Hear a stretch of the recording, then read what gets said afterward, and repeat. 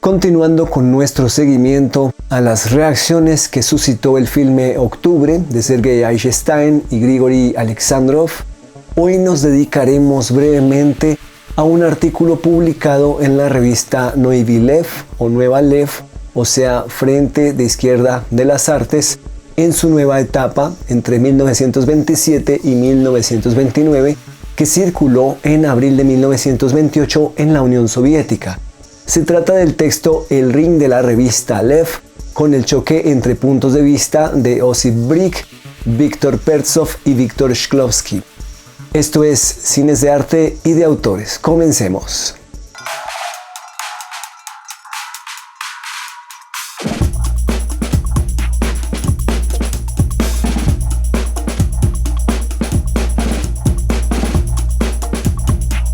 Esta vez no voy a leer el artículo en su totalidad, sino a resaltar algunos de los puntos principales en el texto correspondiente a Osip Brik. Este autor comienza refiriéndose a El 11º año de Dziga Vertov y acusando a este filme de, en sus propias palabras, carecer de planos que tengan significado, tratando de soportarse únicamente con los intertítulos o aportando el significado aparentemente solo a través de los intertítulos. Pero, ¿qué tiene que ver esto con Octubre de Eisenstein y Alexandrov? Bueno, para allá vamos poco a poco. Dice Osip Brik acerca de Dziga Vertov y El 11º año. Abre comillas. Una película no actuada necesita un guión mucho más que una película actuada. Un guión no significa necesariamente un relato simple a manera de trama de los acontecimientos.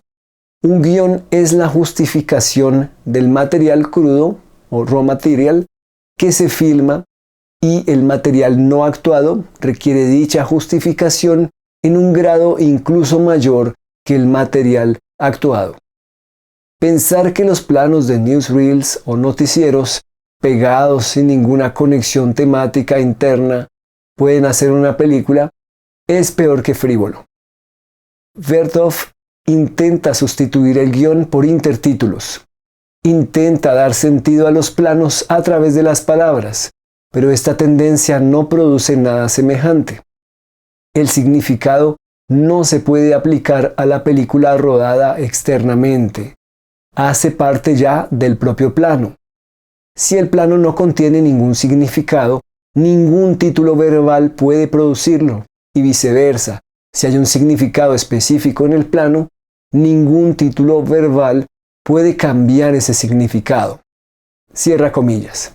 Osip Brik intenta poner en palabras una preocupación acerca del sentido de las imágenes en un filme de no ficción o, en otras palabras, no actuado.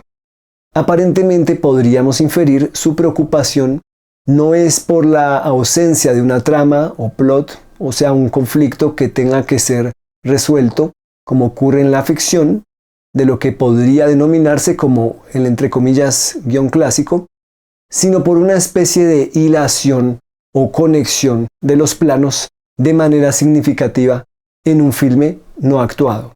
O sea que en primer lugar la regla es que desde luego no hay actuación, pero debe haber, según Osip Brik, sentido, significado, para que las imágenes, los planos seleccionados, pues tengan un sentido como conjunto.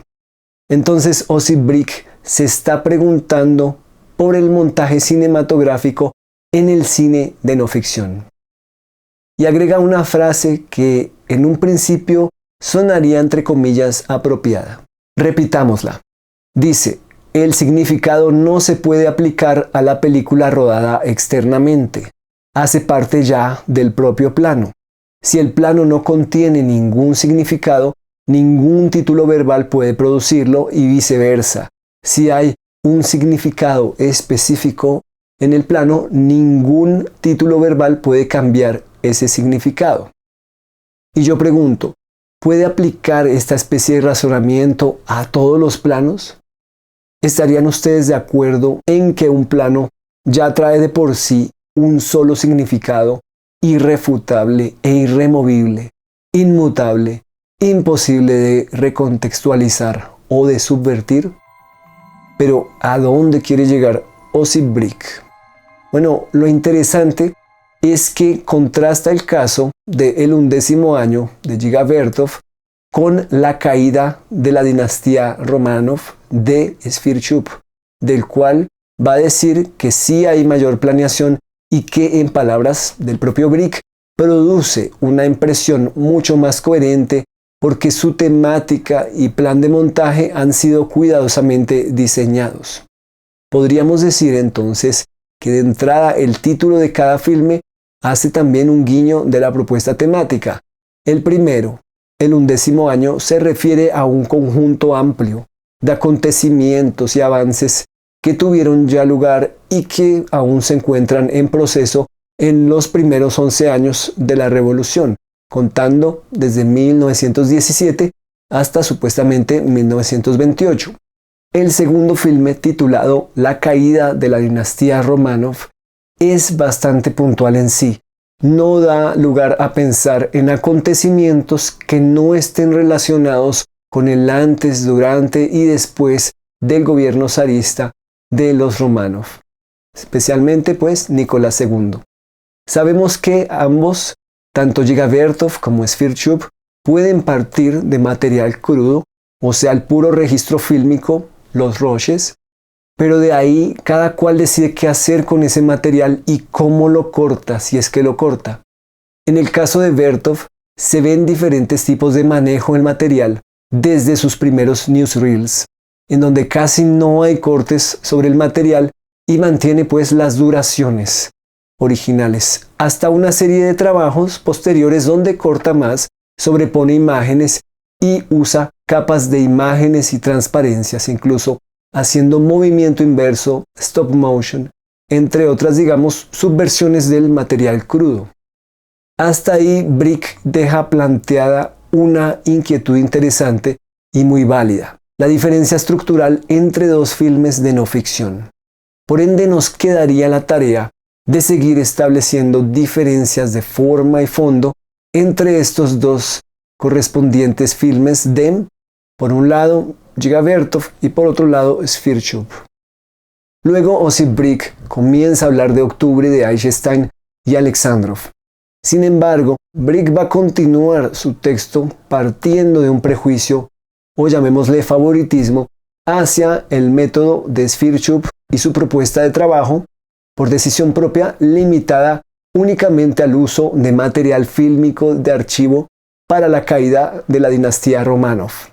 Podemos agregar, junto con otros dos filmes que aparentemente están perdidos, El Gran Camino y La Rusia de Nicolás II y Lev Tolstoy, que conformaban juntos una trilogía. Osip Brick se une entonces al reclamo de Sfirchuk, que ya revisamos en nuestro video anterior dedicado a 3 textos sobre el filme Octubre. Básicamente, se le reclamaba a Eisenstein y Alexandrov por haber usado actores para interpretar personajes históricos en lugar de haber usado pues el material fílmico de archivo de aquellos personajes. Y también en el mismo reclamo se incluye el hecho de representar incluso situaciones y acontecimientos a través de la ficción y de la reconstrucción de los hechos. Dice Osip Brick que hacer un filme poema, un filme fantasía, en vez de un cine pravda, o sea, un newsreel sobre los eventos de octubre, pues de por sí ya está destinado al fracaso. Sin embargo, dice Brick también que Eisenstein tenía esto presente y que decidió básicamente arriesgarse a encontrar un método para hacer el proyecto. Pero continúa Brick insistiendo en que el filme debió haber correspondido mucho más con la historia. Podemos decir, entre comillas, historia oficial. Refiriéndose a un ejemplo, dice Osip Brick, abre comillas, las mujeres de las tropas de choque. El tema de las tropas de choque femeninas juega un papel mucho más importante en la película Octubre que el batallón de choque femenino en los acontecimientos de octubre. Por supuesto, esto se explica por el hecho de que una mujer con un uniforme militar proporciona una rica fuente de material que puede utilizarse con buenos resultados. Cierra comillas. Aquí vale la pena revisar estos argumentos usados por Osip Brick. Dice que la tropa de choque femenina fue más importante en la película que en la vida real, básicamente. Esto puede suscitar una discusión interminable, pues en la visión de Eisenstein y Alexandrov, pues decidieron otorgar importancia a esta tropa. No importa que haya sido tan relevante o no en la vida real. Los realizadores pueden hacer su propio orden de importancia y prioridad en términos de motivos o imágenes según diferentes criterios o jerarquías.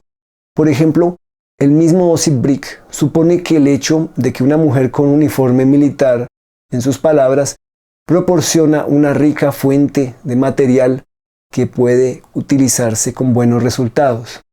¿Qué significa esto? ¿Qué significa buenos resultados para él? Está entrando en el terreno del gusto, con lo cual algunas personas lo respaldarán y otras no, porque pueden preferir otro tipo de uniformes o de géneros o de características de cualquier tipo en general. Aquí comienzan los problemas de dosificación de subjetividad en materia de crítica del arte o de crítica cinematográfica. Si bien no es posible distanciarse de la apreciación subjetiva, pues uno mismo imprime obviamente su propia mirada, su propio criterio, sus propias referencias al referirse a cualquier cosa. Entonces pues también hay que reconocer lo que el filme propone en algún momento y hacer el análisis a partir de eso que propone y no necesariamente en función de lo que uno como espectador, observador, productor de texto derivado está buscando o esperando.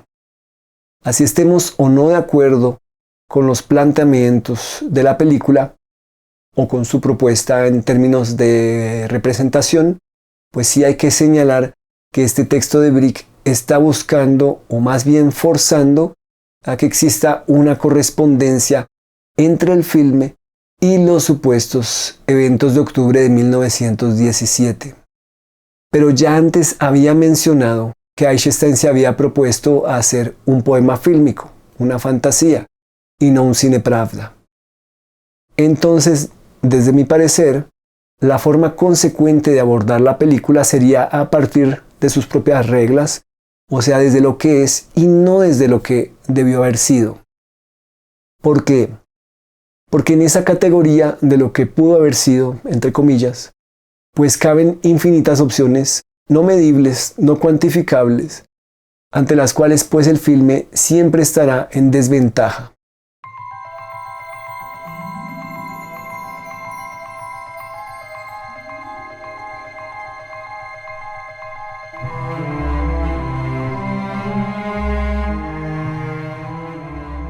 A mi juicio, el punto más importante para hacer este video está relacionado con la siguiente afirmación de Osip Brick. Abre comillas. En su búsqueda de la metáfora cinematográfica, Eisenstein ha utilizado objetos en varios episodios. Ha mezclado personas y objetos como Kerensky y el pavo real, Kerensky y la estatua de Napoleón, los mencheviques y el pizarrón de la maestra, etc. Pero en todas estas construcciones, Eisenstein comete el mismo error. Los objetos no se muestran de antemano en su significado real, no metafórico. No es evidente que todos estos objetos se encuentren en el Palacio de Invierno.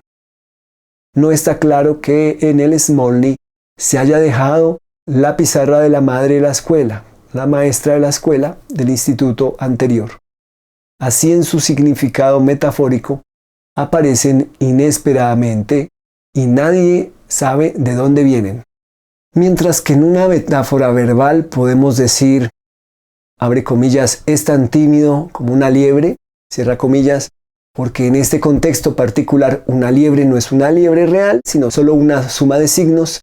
En una película no podemos seguir un plano de un hombre tímido con un plano de una liebre e imaginar que esto producirá una metáfora, porque en una película esta liebre en particular será real y no solo una suma de signos. De ahí que en una película no podamos construir una metáfora a partir de objetos que no tienen existencia real propia. Una metáfora de este tipo será más literaria que cinematográfica. Esto queda claro en el episodio del candelabro que tiembla con los disparos de la Revolución de Octubre.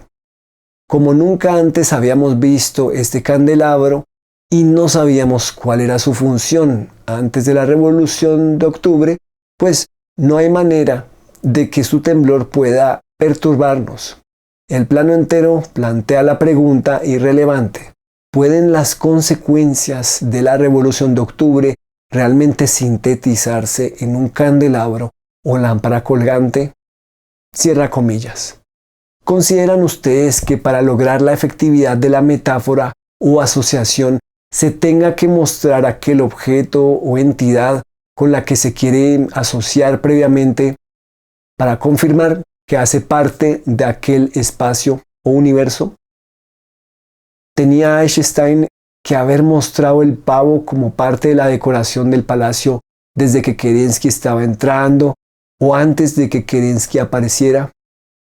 ¿Tenía Einstein que mostrar las estatuillas de Napoleón sobre algún estante, escritorio o mesa para que su asociación fuera válida o creíble?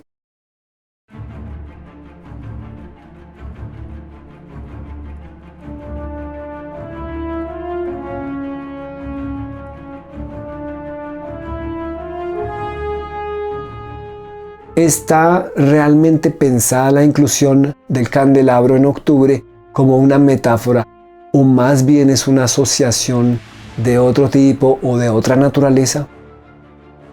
Al comienzo del texto, Brick le hacía el reclamo a Dziga Vertov de depender de los intertítulos para connotar imágenes que, según el mismo Brick, ya venían con un significado inamovible. Pero en octubre, Einstein busca evitar el intertítulo explicativo al máximo para tratar de establecer las metáforas simplemente a través del corte directo. Osip Brick va de un extremo al otro y queda a nosotros como espectadores o cineastas en potencia reflexionar acerca de las sustituciones de palabras por imágenes o de las imágenes por otras imágenes. Pregunto, ¿cómo estructurarían ustedes sus propias metáforas audiovisuales si en algún momento se deciden a realizar alguna? ¿Están de acuerdo con que si el elemento no se muestra antes como parte de la historia, entonces la metáfora no es cinematográfica, sino puramente literaria?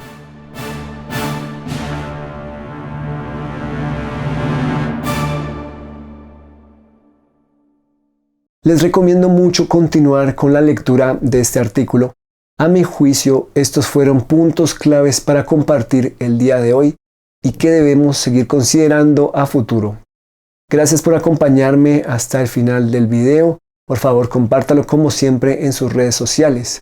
Nos veremos en nuestro próximo episodio para revisar las resoluciones finales de la conferencia del partido en torno al cine soviético. También quiero que profundicemos en la caída de la dinastía Romanov de Svirchuk próximamente. De esta forma iremos cerrando el ciclo de octubre.